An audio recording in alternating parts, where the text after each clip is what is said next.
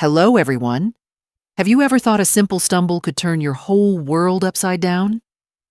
I'm Mary, 65 years old, and one quiet morning, when I slipped on my kitchen floor, I didn't just face physical pain. I was hit with a harsh truth. Osteoporosis was silently crumbling my bones. Hundreds of dollars a month went to medications and physical therapy, even with Medicare. But the real ache wasn't the bills. It was the sinking feeling of losing myself when every step, every small task like watering my roses, became a source of fear. And yet, that was only the beginning. A secret hidden in my medicine cabinet shattered my heart, forcing me to question the love and trust I held dear in my family. This story isn't just about aches or mounting medical costs. It's about finding the strength to keep going when life feels like it's slipping away. If you've ever felt your body or your world betray you, stay with me. When you've heard my story, please leave a comment sharing your thoughts, maybe a story of your own or a word of encouragement. Don't forget to subscribe to the channel to catch more stories like this and hit the bell for notifications. Now let's step back to that fateful morning. The first light of dawn crept through the lace curtains of my small Minnesota home, casting a soft glow on the scuffed hardwood floors. I'm Mary Thompson, 65, a widow who's lived in this house for 40 years. It's where my husband, Tom, and I raised our kids, Sarah and Michael, where we danced in the kitchen to old radio tunes and patched up scraped knees. Since Tom died 5 years ago, the house feels like an old friend, familiar but heavy with echoes of what was. That morning, the air was sharp with early spring, the kind that makes you crave something warm and simple. I pulled on my favorite wool sweater, its cuffs unraveling but soft as a hug, and shuffled to the kitchen, humming, "How Great Thou Art," to fill the silence. The kettle hummed as I reached for the oat jar on the high shelf, stretching on my tiptoes. "Still got it, Mary," I murmured, a half smile tugging at my lips.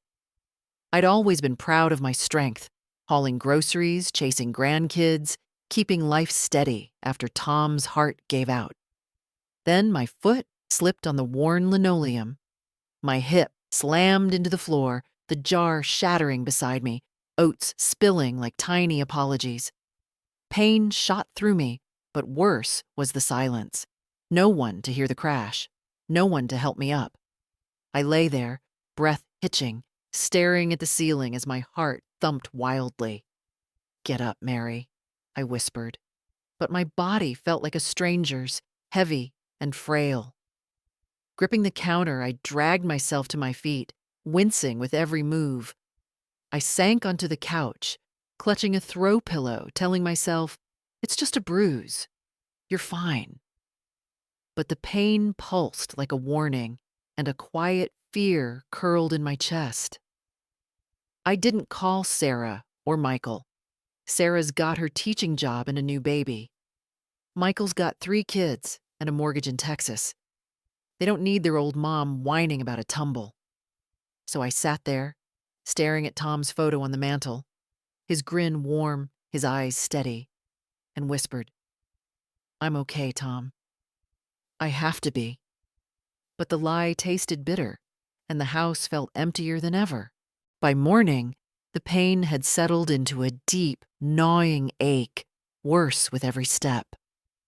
I called Betty, my best friend, since we were young mothers swapping recipes. "Mary, you're not bulletproof," she said, her voice sharp with worry. "I'm driving you to St. Mary's, and don't you dare argue." The hospital was a maze of cold tiles and antiseptic smells, the fluorescent lights making my hands look older, more fragile. I sat on the exam table, the paper crinkling under me, my purse clutched like a lifeline. The doctor, A young woman with a ponytail and tired eyes walked in, her clipboard heavy with truth I wasn't ready for. "Mrs. Thompson," she said, her voice soft but firm. "You've got a hairline fracture in your hip, but the bigger issue is your bone density. You have severe osteoporosis." The word landed like a stone in my chest. "Osteoporosis?" I choked out, my throat tight. "But I'm careful. I walk to the mailbox, eat my broccoli, take those calcium chews." My voice trailed off, pleading for her to take it back. She nodded, her eyes kind but unyielding. "It's common for women your age, but it's advanced. We'll start medication, physical therapy, and regular scans to keep it in check." I stared at my hands, the veins stark against my skin. Medication, therapy, scans. The words spun in my head, each one a reminder that my body, my partner through motherhood, marriage, grief, was failing me. Betty drove me home, the fields outside blurred by my tears. "I thought I'd just need an ice pack and a nap," I said, my voice breaking. "Now it's like I'm not me anymore, Betty." She gripped my hand, her own hands weathered from years of gardening.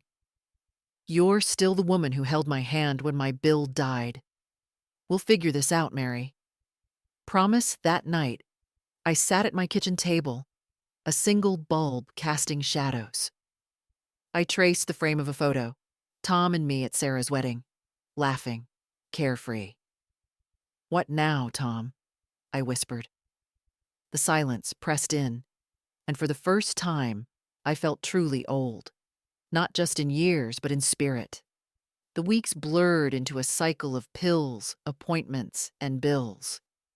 Medicare covered some costs, but not the co-pays for calcium supplements, not the $80 a month bisphosphonate, not the $300 bone density scan that arrived in a crisp white envelope. I sat at my desk, glasses slipping down my nose, punching numbers into a calculator. "This can't be right," I muttered, but the math didn't lie. I stopped meeting Betty for coffee. $6 for 2 lattes was a luxury I couldn't justify. I swapped my beloved local honey for the watery store brand, wincing at its taste. I hesitated to call Jake, my grandson in Texas, knowing every minute on the phone chipped away at my budget. "I've stretched $1 before," I told myself, remembering the years Tom and I juggled mortgage payments and college savings. But this was different. This felt like scraping by on hope alone. One night, Sarah called, her voice bubbling with news about her baby. "Mom, you sound off. You okay?" I forced a laugh, my throat tight. "Just tired, honey.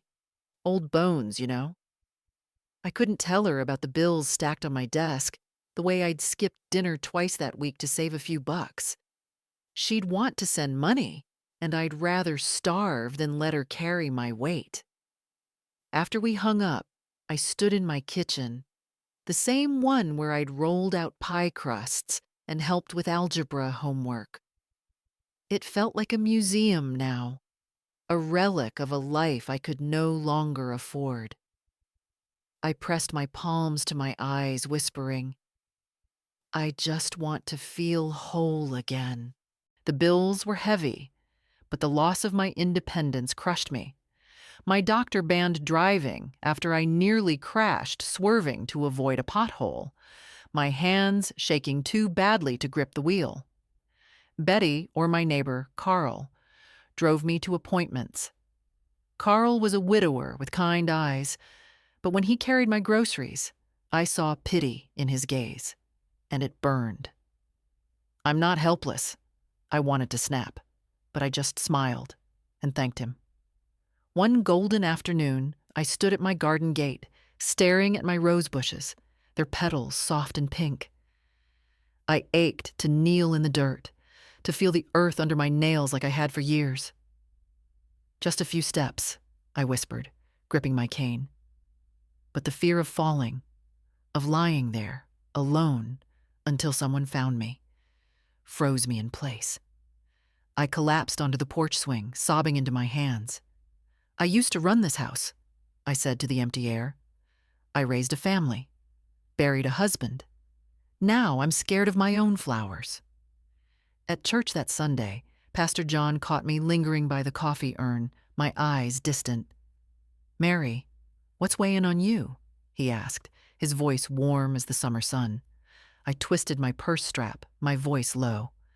"I'm not myself anymore, Pastor. I'm dependent. I hate needing everyone." He rested a hand on my shoulder. "You're still the woman who kept this church alive through every storm. You're just walking a new path."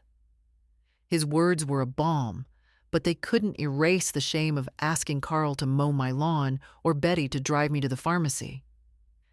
I'd been the rock for my family, through Tom's cancer, through Sarah's divorce, through it all. Now I felt like a shadow, fading into someone else's care.